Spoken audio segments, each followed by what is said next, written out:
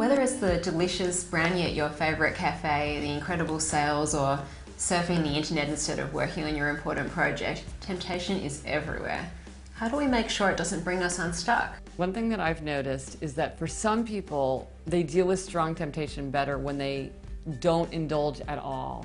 And some people do better when they face strong temptation if they have something a little bit. So it's really important to know when you're facing a temptation, maybe it'd be easier for you to have none, or maybe you're going to do better if you have it a little bit. And another thing is to remember to fail small, not big, because sometimes people feel like, well, I blew it, so I might as well just do, whatever.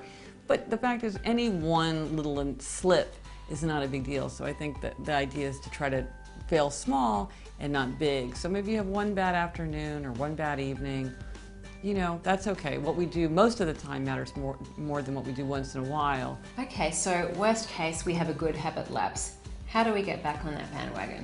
One thing that people assume is that if they beat themselves up, if they screw up, if they're really harsh on themselves, that that's somehow going to energize them to do a better job of sticking to their good habits. But in fact, research shows that people who show compassion for themselves actually do a better job of getting back in the saddle of the good habits. So being kind to yourself is more effective than beating yourself up and being your own taskmaster. Yes, exactly. Gretchen, we all love a reward, often of the sweet variety, but do they really help motivate us?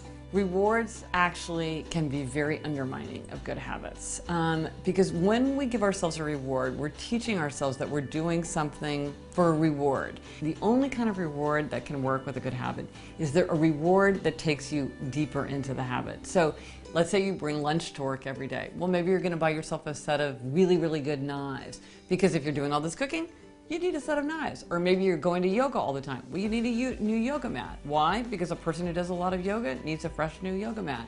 And so it's a reward, but it's one that is only useful because it helps you keep your better habit.